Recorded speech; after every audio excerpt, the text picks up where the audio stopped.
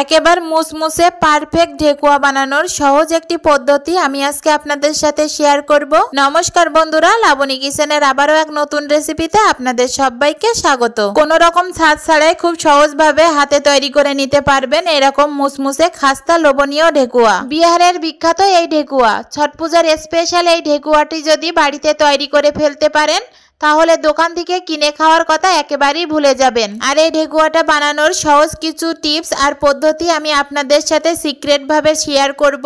ভিডিওটা প্রথম থেকে শেষ পর্যন্ত দেখতে থাকুন, তাহলে বুঝতে পারবেন। তো চলুন কথা না বাড়িয়ে রেসিপিটা শুরু করি। তো প্রথমে আমি একটা মিক্সিং বোল নিয়েছি, এর ভিতরে এই যে কাপ, এই কাপের 1 কাপ উঁচু উঁচু করে আমি আটা দিয়ে দিলাম। আর এই একই কাপের মাপে আমি বাকি উপকরণগুলো দিয়ে দেব, তাহলে আপনাদের বোঝাতে সুবিধা হবে। আর আপনাদের কাছে যদি এরকম একটা কাপ না থাকে তাহলে চা খাওয়ার কাপও কিন্তু ব্যবহার করতে পারেন। তো আমি এই কাপের মাপে আমি 1/2 কাপ সুজি আর 1/2 কাপ ময়দা দিয়ে দিলাম। আর দিয়ে দিলাম 1 চামচ মৌরি। মৌরিটা কিন্তু দিতেই হবে, কারণ মৌরিটা কিন্তু এই ঢেকুয়া বানানোর স্পেশাল একটি উপকরণ। আর এটা যখন দাঁতে পড়বে খেতে কিন্তু অসম্ভব মজার লাগে। আর দিয়ে দিলাম 1 বাটি নারকেল কুড়া। আর ওই যে কাপে করে আমি সমস্ত উপকরণগুলো মেপে দিয়েছি, ওই কাপের 1/2 কাপ আমি চিনি দিয়ে দিলাম। আপনারা কিন্তু চিনির পরিবর্তে এখানে আখের গুড় বা তালের গুড় দিয়ে কিন্তু এটা তৈরি করতে পারেন। আর যদি খেজুরের গুড় থাকে তাহলে তা আরও বেশি ভালো হবে। তো আমার কাছে এগুলো ছিল না বলে আমি চিনি দিয়ে করে আপনাদেরকে দেখিয়ে দিলাম। চিনি দিয়ে করলেও কিন্তু অনেক বেশি টেস্ট লাগে। আর এখানে আমি বেশ 50 গ্রামের মতো বাদাম নিয়েছি। বাদামগুলো আমি আধ ভাঙা করে ছুলে পরিষ্কার করে নিয়েছি। আর দিয়ে দিলাম 1 চামচের মতো ঘি। ঘিটা কিন্তু দিলে এর টেস্টটা কিন্তু আরও বেশি বাড়িয়ে নিয়ে আসে। তো ঘিটা কিন্তু অবশ্যই দিতে হবে।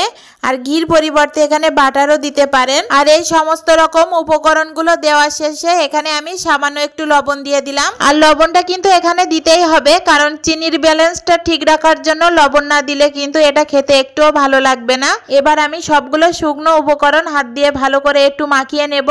তারপরে এখানে অল্প করে একটু জল দিয়ে একটা ডো তৈরি করব।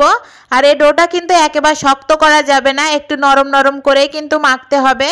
পরে যখন এটা আমি রেস্টে রেখে দেব তখন কিন্তু এটা আরও একটু শক্ত হয়ে যাবে, সেজন্য একটু নরম করে কিন্তু এই ডোটা মাখতে হবে। তো ঢেকুয়ার ডোটা কিন্তু আমার ভালো মতো মাখানো হয়ে গেছে। আমি কিন্তু এটা শক্ত করিনি, নরম করে কিন্তু মাখিয়ে নিয়েছি। এবার হাতে একটু আমি ঘি মাখিয়ে নেব, তাহলে কিন্তু এই ঢেকুয়া শেপগুলো দিতে অনেক সুবিধা হবে। প্রথমে এই ডো থেকে আমি অল্প করে ছোট করে লেচি কেটে নেব, নিয়ে এরকম গোল গোল শেপ করে রেখে দেব। আর আপনাদের এই সাইজটা ছোট বড় করেও কিন্তু রাখতে পারেন, যার যেরকম পছন্দ। আমার কিন্তু এখানে সবগুলো লেচি কাটা হয়ে গেছে। এবার আমি একটা ডিজাইন তৈরি করে আপনাদেরকে দেখিয়ে দিচ্ছি ঠিক কিভাবে এই ডিজাইনটা তৈরি করবেন। তো প্রথমে এখান থেকে একটা লেচি নিয়ে হাত দিয়ে ভালো করে গোল করে এরকম চাপ দিয়ে চ্যাপটা করে নেব। আর ঘরে থাকা যে কোনো চামচ দিয়ে কিন্তু আপনারা এই ঢেকুয়ার ডিজাইনটা তৈরি করতে পারবেন। তো আমি এখানে গোল চামচের পেছনটা দিয়ে এই ঢেকুয়ার ডিজাইনটা তৈরি করে দেখাচ্ছি। তো দেখেন, প্রথমে আমি একটা ডিজাইন আপনাদেরকে দেখিয়ে দিলাম, এভাবে কিন্তু কেটে নিলে একটা ডিজাইন হয়ে যাবে। পরে কিন্তু আমি আরও একটা ডিজাইন আপনাদেরকে দেখিয়ে দিচ্ছি। তো প্রথমে ঢেকুয়ার ডোটা হাত দিয়ে চেপে নেব, তারপরে এই চামচের পেছনটা দিয়ে আমি 3টে দাগ দিয়ে নেব, দিয়ে চামচের মাথা দিয়ে এরকম একটু কেটে কেটে দিলেই কিন্তু সুন্দর একটা ডিজাইন হয়ে যাবে। তো দেখেন, অনেক সুন্দরভাবে কিন্তু আমি এই ডিজাইনটা দিয়ে নিয়েছি। আপনাদের কাছে যদি এই ডিজাইনটা ভালো না লাগে, যদি আপনাদের মনের মতো কোনো ডিজাইন থাকে সেটাও কিন্তু দিয়ে নিতে পারেন। তো এখানে আমি আরও একটা ডিজাইন আপনাদেরকে দেখিয়ে দিচ্ছি। ঘরে থাকা যদি এরকম কোনো ছাঁকনি থাকে তার ভিতরে এরকম চেপে চেপে রেখেও কিন্তু আপনারা সুন্দর একটা ঢেকুয়ার ডিজাইন দিতে পারবেন। এইভাবে বাকি সবগুলো ঢেকুয়ার ডিজাইন আমি দিয়ে নেব। আর আপনাদের পছন্দ মতো আপনারাও দিতে পারেন, যার যেরকম পছন্দ। তো আমি এইভাবে সবগুলো ঢেকুয়া আমি বানিয়ে নিয়েছি। তো দেখেন কতটা সুন্দর হয়েছে। আর এভাবে যদি আপনারা হাতে তৈরি করে ঢেকুয়ার ডিজাইন তৈরি করেন তাহলে কিন্তু ছাঁচ দিয়ে তৈরি করার আর কোনো দরকার হয় না। তো প্রত্যেকটা ঢেকুয়াগুলো দেখেন কত সুন্দর হয়েছে। ছাঁচ ছাড়াও কিন্তু এত সুন্দর ঢেকুয়া দেওয়া যায় হাতে তৈরি করে। তো এই ঢেকুয়াগুলো এবার আমি ভেজে নেব। তার জন্য প্যানের পরে কড়াই বসিয়ে দিলাম, দিয়ে এখানে পর্যাপ্ত পরিমাণ সাদা সয়াবিন তেল দিয়ে দিলাম।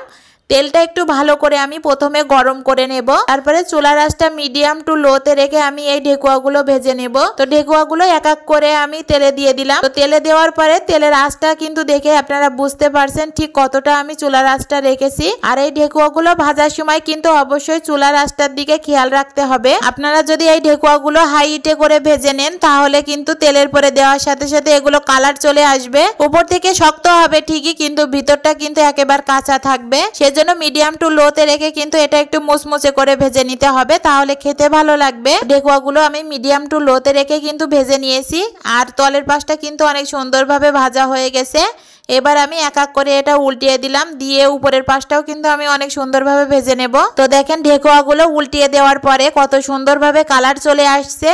এভাবে কিন্তু এর কালারটা পুরোপুরিভাবে চেঞ্জ হয়ে যাবে। তো এই ঢেকুয়াগুলো আমি 2 থেকে 3 বার করে ভালো করে উল্টিয়ে পাল্টিয়ে বেশ লাল লাল করে আমি ভেজে নিয়েছি। আর এটা কিন্তু একদম শেষের দিকে চুলার আঁচটা একেবারে লো করে কিন্তু ভাজতে হবে। তো দেখেন অনেক সুন্দরভাবে কিন্তু আমার ভাজা হয়ে গেছে, মুচমুচি আর ক্রিস্পি হয়েছে। এবার আমি তেল ঝরিয়ে ছাঁকনি দিয়ে এগুলো আমি তুলে নেব। তো দেখেন তুলে নেওয়ার পরে কত সুন্দর শক্ত আর মুচমুচি আর ক্রিস্পি হয়েছে। এই ঢেকুয়াগুলো এতটা ক্রিস্পি আর মুচমুচে হয়েছে, একদম মনে হয়েছে দোকান থেকে কিনে নিয়ে এসেছি।